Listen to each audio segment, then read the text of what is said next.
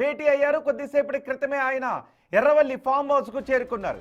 ముఖ్యంగా రేపు మధ్యాహ్నం 3 గంటలకు జరగబోయే సిట్ విచారణను ఎలా ఎదుర్కోవాలి, అధికారులు అడిగే ప్రశ్నలకు సమాధానాలు ఎలా ఇవ్వాలి అన్న దానిపై ఇప్పుడు చర్చిస్తూ ఉన్నారు. ఇప్పటికే సిట్ విచారణకు హరీష్ రావు హాజరయ్యారు. అలాగే తన అనుభవాలను కేసీఆర్ ముందు హరీష్ రావు ఉంచుతున్నట్టుగా తెలుస్తోంది. మరోవైపు మాజీ మంత్రి కేటీఆర్ కూడా మరికొద్ది సేపట్లో ఫామ్ హౌస్ కు చేరుకోబోతున్నారు. ముగ్గురు కీలక నేతలు ఒకే చోట కూర్చుని రేపటి విచారణ గురించి మాట్లాడుకోబోతున్నారు.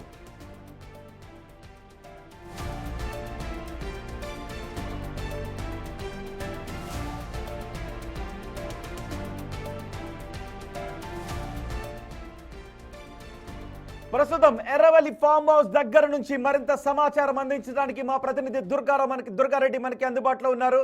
దుర్గారెడ్డి, ఏ చర్చలు ఇప్పుడు ఎర్రవల్లి ఫామ్ హౌస్ లో జరుగుతూ ఉన్నాయి? అసలు రేపు కేసీఆర్ విచారణకు వచ్చే అవకాశాలు ఉన్నాయా, వెళ్ళాలా వద్దా అన్న దాని గురించి చర్చిస్తూ ఉన్నారా? కేటీఆర్ కూడా అక్కడికి వచ్చే అవకాశాలు ఉన్నాయా ఇప్పుడు?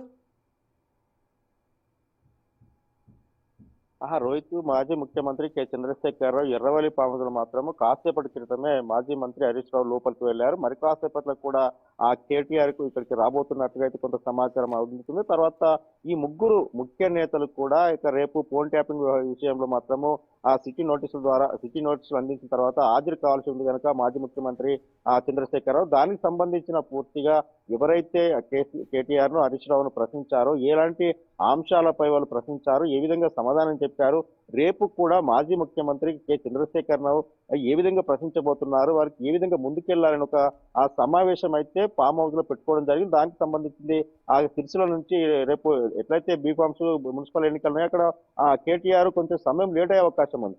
ఈలోపు మాత్రం ఇక్కడికి మాజీ ముఖ్యమంత్రి కేసీఆర్ ఫామ్ హౌస్ కు హరీష్ రావు చేరుకోవడం జరిగింది. దాంట్లో లోపల ఫామ్ హౌస్కి వెళ్ళిన తర్వాత వాళ్ళు కొంత చర్చించిన తర్వాత ఒక నిర్ణయానికి వచ్చే అవకాశం కనిపిస్తుంది.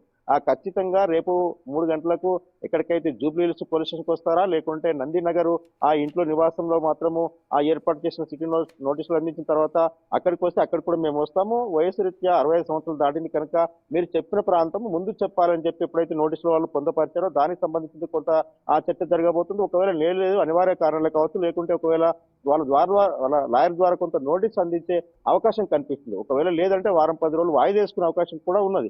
కానీ ఏదైనా సరే ఈ యొక్క పూర్తి ఇప్పుడు చర్చలు ఆ తర్వాత సమావేశం అనంతరం ఒక నిర్ణయానికి వచ్చి ఆ ప్రకటించే అవకాశం అయితే కనిపిస్తుంది. లేదంటే నందినగర్కి వెళ్ళిన తర్వాత నందినగర్ నుంచి కూడా ఆ అధికారుల ముందు వాళ్ళు ప్రశ్నించిన వాటికి సమాధానం చెప్పే అవకాశం ఉంది. గతంలో 2014 కంటే ముందు జరిగిన పరిణామాలు కావచ్చు, 2014 నుంచి 23 వరకు జరిగిన పరిణామాలు, ఆ తర్వాత సిట్ ఫోన్ ట్యాపింగ్ వ్యవహారమే కావచ్చు, లేకుంటే కాళేశ్వరం, ఇలాంటికి కూడా కేసీఆర్ స్వయంగా వెళ్లి ఎవరైతే విచారించారో వాళ్ళందరి దగ్గరికి వెళ్ళడం జరిగింది. ఈసారి కూడా వెళ్తామనే ఆలోచన మాత్రం చేసుకుంటున్నట్టు తెలుస్తుంది. ఏదేమైనా సరే ఈ రాత్రి ఆ సమావేశం తర్వాత ఒక నిర్ణయానికి వచ్చే అవకాశం. దుర్గారెడ్డి, ఇప్పటి వరకు కేడర్ మూడ్ని బట్టి ఏం తెలుస్తోంది?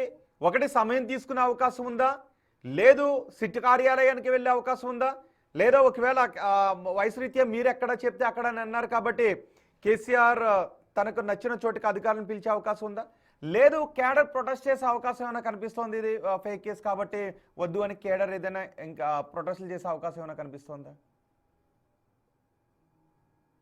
రోహిత్, ఇప్పటి వరకు అయితే వాళ్ళకి కేసీఆర్కి ఎప్పుడైతే నోటీసులు అందినాయో ఆ తర్వాత కూడా ఖచ్చితంగా హాజరవుతున్నట్లే కొంత సంకేతం అయితే మనకు రావడం జరిగింది. దాంతో పాటు వాళ్ళు ఇప్పటివరకు ఎక్కడ కూడా ఈ విషయంలో మాజీ మంత్రులే కావచ్చు, ఎమ్మెల్యేలు కానీ ఎవరు కూడా ఎక్కడ ఏ విషయం ప్రస్తావనకు తీసుకురాలేదు. ఖచ్చితంగా అధికారుల ముందు ప్రశ్నించే వారికి మాత్రం హాజరవుతాడని చెప్పే సంకేతం అందుతుంది. ఒకవేళ నిజంగానే అలాంటి ఆలోచన ఉన్నట్టుంటే రేపు 3 గంటల లోపు అంటే దాదాపు ఆ ఫామ్ హౌస్ లో కాకుండా నందినగర్ లో కావచ్చు, అక్కడ ఇప్పటికే సిటీకి సంబంధించిన అధికారులు అక్కడ వెళ్ళారు, అక్కడ వాళ్ళు పరిశీలిస్తున్నారు. అక్కడికి వస్తే కూడా మేము విచారించి నిర్ణయం తీసుకుంటామని చెప్పి ఆ ముందుకెళ్తున్న పరిస్థితి కనిపిస్తుంది. అక్కడ ఏసీపీ హరిప్రసాద్ ఇప్పటికే అక్కడికి వెళ్ళడం జరిగింది. నందినగర్ లో అక్కడ ప్రాంతాన్ని కూడా పరిశీలించడం జరిగింది. ట్రాఫిక్ కూడా డైవర్షన్ చేసే అవకాశాలు ఉన్నాయని చెప్పి కూడా వాళ్ళు కొంతమంది సమాచారం వస్తుంది.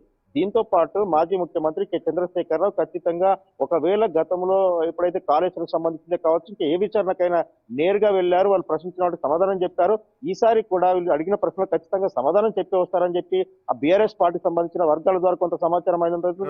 ముఖ్యంగా ముగ్గురు నేతలు అటు హరీష్ రావు, కేటీఆర్, తర్వాత కేసీఆర్ కూడా ఒక సమావేశం ఏర్పాటు చేసుకుంటున్నారు కనుక ఆ సమావేశం అనంతరం ఒక నిర్ణయాత్మకంగా ముందుకెళ్లే అవకాశం అయితే మనకు కనిపిస్తుంది. Rohit, right Durga Reddy, Erravalli farm house లో ప్రస్తుతం రేపటి విచారణను ఏ విధంగా ఎదుర్కోవాలి అనే విషయంపై చర్చ జరుగుతోంది. మాజీ మంత్రి హరీష్ రావు కొద్దిసేపటి క్రితమే ఎర్రవల్లి ఫామ్ హౌస్ దగ్గరికి వెళ్లారు. మరికొద్ది సేపట్లో కేటీఆర్ కూడా ఎర్రవెల్లి ఫామ్ హౌస్ దగ్గరికి రాబోతున్నారు. సిట్ అధికారులు ఫోన్ ట్యాపింగ్ కేసుకు సంబంధించి కేసీఆర్ను విచారించడానికి రేపు మధ్యాహ్నం 3 గంటలకు రావాలి అని నోటీసులు జారీ చేశారు. అయితే వయసురీత్యా కేసీఆర్ ఎక్కడైనా ఒక ప్రదేశాన్ని చూపించి మీరే రండి అని చెప్పొచ్చు, లేదు సిట్ కార్యాలయానికి కేసీఆర్ వెళ్ళే అవకాశం వెళ్ళొచ్చు, లేదు బహుశా ఒకవేళ న్యాయ నిపుణుల సలహాను తీసుకుని కేసీఆర్ మరొక రోజు వస్తాను అనే విషయాన్ని తెలియచేసే అవకాశం కూడా ఉంటుంది. సిట్ అధికారులను కోరే అవకాశం కూడా ఉంటుంది. ఇప్పుడు కేసీఆర్ ఏ ఆప్షన్ తీసుకోబోతున్నారు? ఇప్పటి వరకు తెలంగాణ ఫోన్ ట్యాపింగ్ కేసులో ఇప్పటి వరకు జరిగిన విచారణ ఒక ఎత్తు అయితే రేపు జరగబోయే విచారణ ఒక ఎత్తు. రేపు పెద్ద ఆయన ఇప్పటికే రాధాకిషన్ రావు తన స్టేట్మెంట్లో పెద్ద ఆయన కేసీఆర్ అని చెప్పారు. ఆ పెద్ద ఆయన్ని విచారించబోతున్నారు. ఇప్పుడు కేసీఆర్ ఏం సమాధానం చెప్తారు? ఇప్పటికే ఇది ఒక లొట్టపీస్ కేసు అంటూ కేసీఆర్ చెప్తూ వచ్చారు. ఇది గత ప్రభుత్వాన్ని బీఆర్ఎస్ పార్టీని ఇబ్బందులకు గురి చేయడానికి ప్రస్తుత కాంగ్రెస్ ప్రభుత్వం చేస్తున్న కుట్ర అని బీఆర్ఎస్ నేతలు చెప్తున్నారు. ఎన్నో కేసులు ఎదుర్కొన్నా మా కేసులు లెక్క కాదని చెప్తున్నారు. అదే సమయంలో మున్సిపల్ ఎన్నికల ముందు కాంగ్రెస్ సర్కారు చేస్తున్న డ్రామా అని అంటూ ఉన్నారు. కవిత కూడా రియాక్ట్ అయ్యారు. సో ఈ విమర్శలు ఒకవైపు ఇలా ఉంటే అసలు కేసీఆర్ ఏం సమాధానం చెప్తారు? కేసీఆర్ గతంలో కూడా ఒక మాట చెప్పారు, ఇది రెగ్యులర్గా జరిగే ప్రాసెస్. ఒకవేళ ప్రజా భద్రత కోసం ఎవరి ఫోన్లైనా ట్యాప్ చేసే అవకాశం ఉంటుంది. హోంశాఖ సెక్రటరీ దగ్గర నుంచి పర్మిషన్ తీసుకుని ఎవరి ఫోన్లైనా ట్యాప్ చేసే అవకాశం ఉంటుంది, చెయ్యొచ్చు అని చెప్పారు. అంతేకాదు ఆ సమాచారాన్ని సీఎంతో పంచుకుంటారు. కానీ ఆ సమాచారాన్ని ఎలా సేకరించారో అనేది సీఎంకి తెలిసే అవకాశం లేదు. ఫోన్ ట్యాపింగ్ చేశారా, ఎవరికైనా డబ్బులు ఇచ్చి తెప్పించారా, ప్రలోభ పెట్టి తెప్పించారా, ఇంకేమైనా చేశారా, ఏం చేశారనేది సీఎంకి తెలీదు. సీఎంకి సమాచారాన్ని మాత్రం తెలియజేస్తారని చెప్పారు. అంతేకాదు చట్ట ప్రకారం ఒకవేళ అలా ఫోన్ ట్యాపింగ్ సంబంధించి ఏదైనా ఒక డేటా ఉంటే అలాంటి డేటాను డిస్ట్రాయ్ చేసే అవకాశం కూడా చట్ట ప్రకారం ఉంటుంది అని గతంలో కేసీఆర్ మాట్లాడారు. మరి ఇప్పుడు రేపు విచారణకు హాజరైన తర్వాత కేసీఆర్ ఏం చెప్పబోతున్నారు? రాధాకిషన్ రావు తన స్టేట్మెంట్లో ఇచ్చిన వివరాలను రేపు కేసీఆర్ ముందు ఉంచే అవకాశం ఉంటుంది. కాబట్టి రేపు కేసీఆర్ విచారణకు హాజరవుతారా, ఇంకొక రోజు సమయాన్ని తీసుకుంటారా, ఏం జరగబోతుంది అన్నది మాత్రం చర్చనీయాంశంగా మారింది, చర్చలో నిలుస్తుంది.